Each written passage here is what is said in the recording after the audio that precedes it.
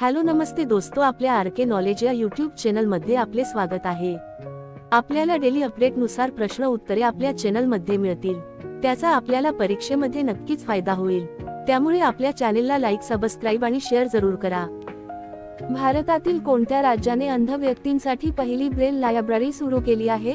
ए. महाराष्ट्र, बी. Delhi, C. Uttar Pradesh, D. Madhya Pradesh.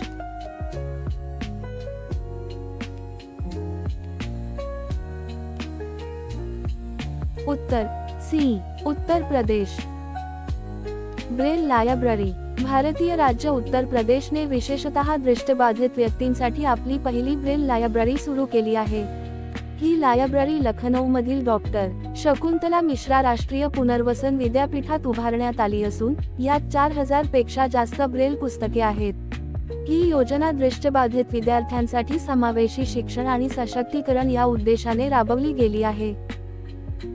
Bharat दूरसंचार बाजारपेठेमध्ये कितव्या क्रमांकावर आहे? ए. पहिल्या, बी. दुसऱ्या, सी. तिसऱ्या, डी. चौथ्या।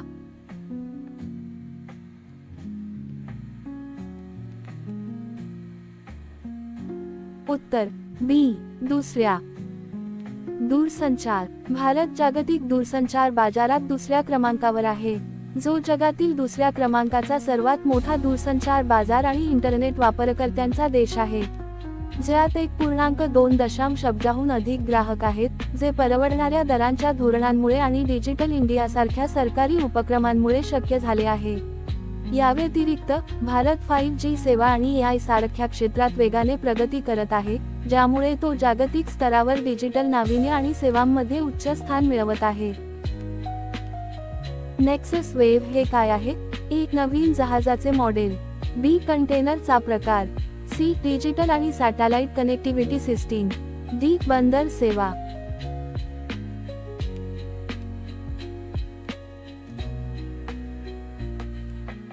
उत्तर सी. डिजिटल आणि सॅटेलाइट कनेक्टिव्हिटी सिस्टीम।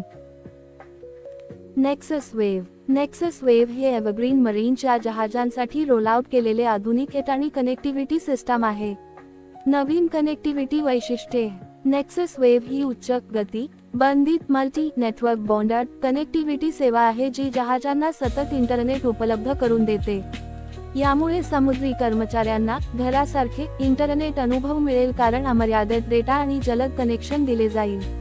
शिप ऑपरेशन्ससाठी predictive analytics, real time refer monitoring आणि संपूर्ण IoT इंटिग्रेशन सारखे मॉडर्न डिजिटल टूल्स सक्षम होतील। सुरक्षा आणि स्केलेबिलिटी। हे समाधान सिक्योर बाय डिझाइन म्हणजे सुरक्षेवर भर देणारे डिझाइन आहे, जे सुरक्षा वाढविण्यास मदत करेल। 69वी राष्ट्रीय शालेय खेळांची स्पर्धाचे उद्घाटन कुठे झाले? ए. गुजरात, बी. दिल्ली, सी. पंजाब, डी. मध्य प्रदेश।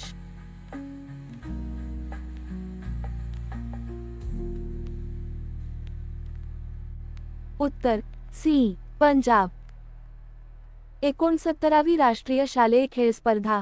69वी राष्ट्रीय शालेय खेळ स्पर्धा 6 जानेवारी 2026 रोजी लुधियाना, पंजाबमध्ये सुरू झाली असून तिचे उद्घाटन पंजाबच्या शिक्षणमंत्री हरजोत सिंग बैस यांनी केले।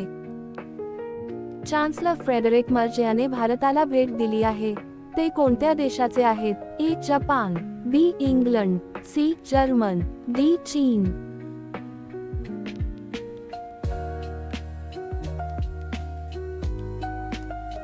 उत्तर सी. जर्मन। 2026 मध्ये टॅमूर मिसाइलचे यशस्वी प्रक्षेपण कोणत्या देशाने केले आहे? A. Pakistan, B. Afghanistan, C. Israel, D. Saudi Arabia.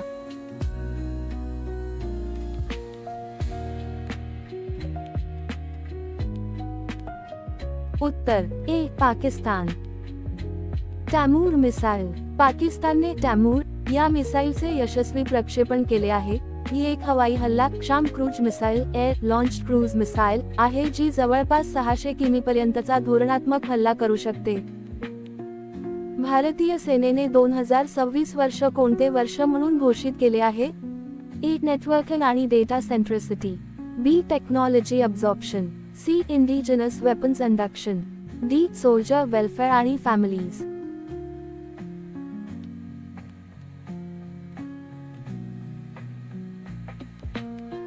उत्तर ए. नेटवर्किंग आणि डेटा सेंट्रिसिटी. जागतिक टपाल दिन म्हणून कोणता दिवस साजरा केला जातो? ए. 7 जानेवारी, बी. 8 जानेवारी, सी. 8 फेब्रुवारी, डी. यापैकी नाही.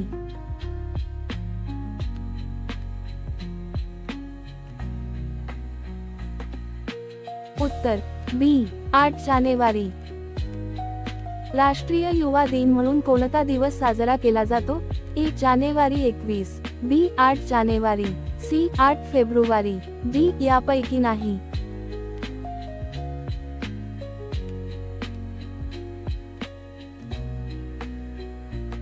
उत्तर बी. 8 जानेवारी. माजी रेल्वे राज्यमंत्री आणि भारतीय ऑलिम्पिक महासंघाचे माजी अध्यक्ष सुरेश कलमाडी यांचे नुकतेच निधन झाले आहे. ते कोणत्या राज्याचे होते? ए. गुजरात, बी. पंजाब, सी. महाराष्ट्र, डी. मध्य प्रदेश.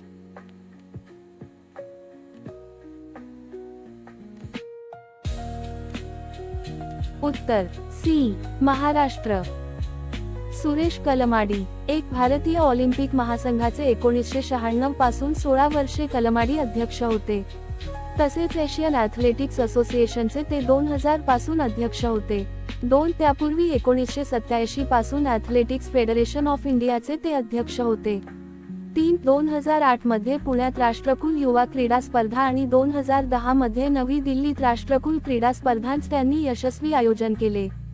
4. देशात ॲथलेटिक्स क्रीडा संस्कृती रुजवली आणि हजारो तरुण खेळाडू पुढे आणण्यात त्यांनी योगदान दिले.